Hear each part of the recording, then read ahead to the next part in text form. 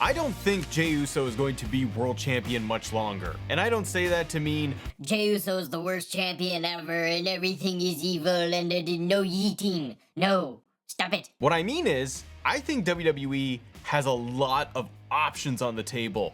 That's a great thing to have. Looking at the landscape of the World Heavyweight Championship and the next couple of months as well, I started to wonder where we could end up. Jey right now is in 3 different stories, it feels like. He's mixing it up with Seth, Braun, Heyman every single week. His partnership, his alliance with Sammy and Punk. Gunther, he's got a rematch with Gunther on June 9th on Raw. And Saturday night's main event, he's going up against Logan Paul. At first I started to think, all right, this is not great because you got a world champion doing so many different things. His hands are in so many cookie jars. And I took a step back and then I thought, you know what? This could actually be really good for Jey and really good for the entire heavyweight division, if you want to call it that. What I think is working right now for the world title and wasn't working before under Gunther, and just in terms of WWE's writing, storytelling for all of it, is that it all started after WrestleMania, but with Paul Heyman. When Paul Heyman did that promo on Raw where he's talking up Jey, the world title, and Seth needing the world title, to me that's what really helped. It started to put emphasis on the World Heavyweight Championship and how much Seth Rollins wants it, needs to have it in him and all around him. And you couple that with Jey's story, right? Of years of climbing up and finally dethroning Gunther, becoming the world champion, and being one of the most over guys in the company. When Jey slid in on Raw behind Logan Paul to attack him, the crowd went insane. And not just like the typical pop you would get of, okay, the good guy's here, he's gonna attack the bad guy. It was instant and immediate that Jey was just getting the yeet chance and the crowd was bouncing. Like, I haven't seen that in so long. And sometimes like a linear story with the championship is really good because depending on who's involved in it, it could be all you need. It's got the right ingredients in there where you're captivated every single week that they're on screen and you just want to have a classic one-on-one match. I like the world title right now because I am getting so many different elements and so many different players. So I want to unpack everybody that is around the world title and where we think it could go with this, because I don't think Jey Uso is going to hold on to the belt much longer. So Saturday night's main event, he's going up against Logan Paul. I don't care about Logan Paul on my TV screen, but I do think that he is a great heel and he's able to garner up all that heat. And a lot of chatter, and that's what chitter chatter looks like, a lot of chatter online is Logan Paul getting the world title. Not at Saturday night's main event, but in the future.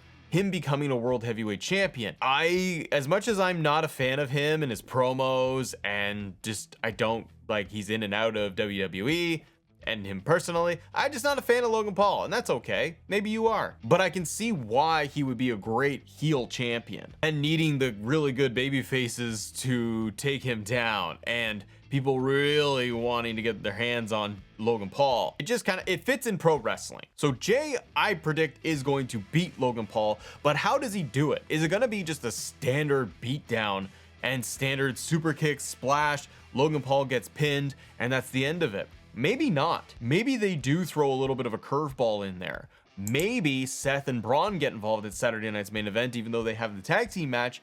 Maybe they're just kind of all over the show. I don't know. It could even end in like a DQ finish because of interference. I don't think Logan Paul will be done with circulating around the world title scene. And I also think that he could be in Money in the Bank. But the other thing happening at Saturday night's main event is that tag team match where you have Sammy and Punk teaming up to go up against Seth and Braun. Now this match, I personally think that Braun and Seth need to get that win to just kind of show their dominance and be strong and maintain their strength as this new group. But I think the wrinkle in all of that is really going to be what's going on with Sammy and Punk. I haven't been bought into the fact that Sammy and Punk are totally aligned on the same page and they're best buddies. And they're also intertwined with Jey Uso. I really think, and I hope, Sammy is the one that's going to break away from Punk and maybe turn on him. If they lose the tag team match, I wonder if there's going to be any post-match angle where Sami Zayn is going to turn on CM Punk, take him out, walk away from him. Something to indicate. It doesn't have to be the full 180-degree turn where all of a sudden Sammy is the biggest bad guy ever. But you could do what WWE has typically done in these situations. They slow burn the turn, whether it's good guy, bad guy, the justified bad guy. That's what they did with Drew McIntyre. That's what they did with Kevin Owens, where it was slow and methodical. And every week they did promos, they were justified in what their actions were about. They were justified in their thinking. So I think they could do that with Punk and Sammy. Sammy walking away from Punk. Punk upset, confused, all that good stuff. And then you have reasons to tune in next week to see what's going to happen with Sammy and how is this all going to go down. I think they build frustration with each other, and then you could see Sami Zayn get himself into Money in the Bank. So in my head, that's Logan Paul getting into Money in the Bank. That's also Sammy getting into Money in the Bank. You might even want to add in Seth in Money in the Bank as well. The men's Money in the Bank, they haven't really built it yet. Like, they're really taking their time here. They're doing all of the women's matches, the qualifiers, and then they're going to roll into the men's qualifiers. And I think it's just going to be bang, bang, bang. Almost like we got to just get through Saturday night's main event to then do all of the men's qualifier matches to see how the stories will unfold.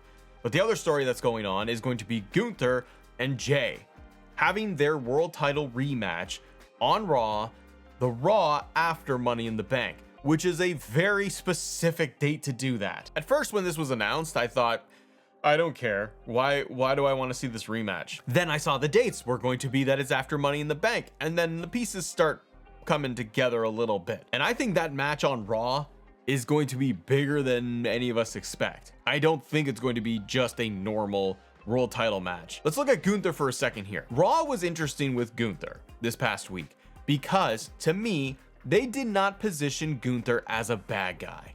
He came out of Backlash as the winner, but showing respect to Pat McAfee, which was out of character, and I didn't actually like that because I thought he should have just choked him out.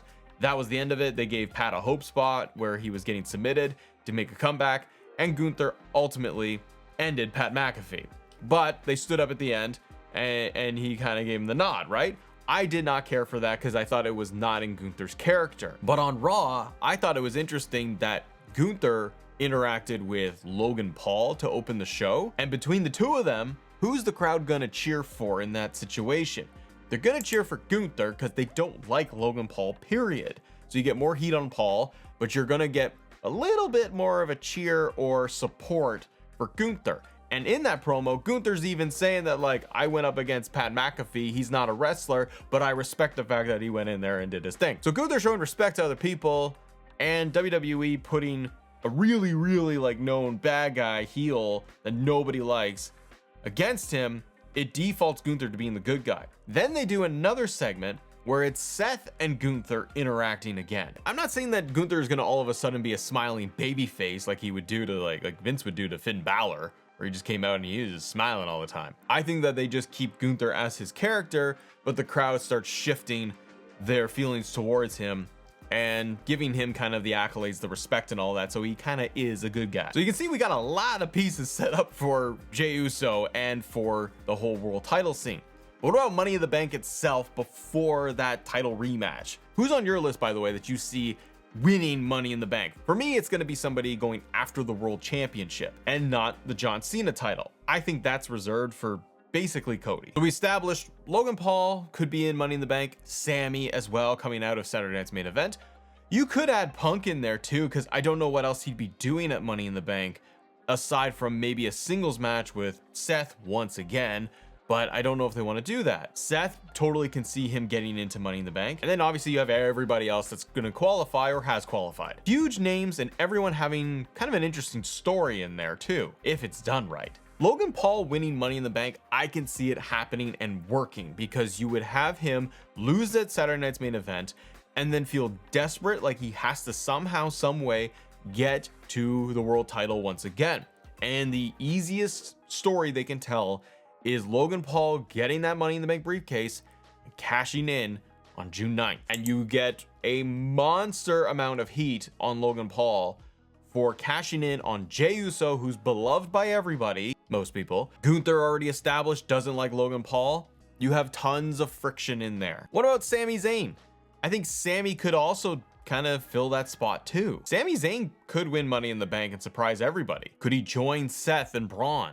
Could he hand over the world title. Sammy has never won the world championship. He could tease it. He could join up with Seth's group over time, and he could be holding Money in the Bank. And during that time, you can tell the story of Jey and Sammy kind of butting heads finally, and doing that story arc one-on-one. Because you have all the history of the bloodline to pull from, so it's kind of a no-brainer there. Seth is the other one that I'd probably say is on the top of my list to win Money in the Bank and would end Jey Uso's story. I feel like WWE's main quest right now is to get that world title back onto Seth.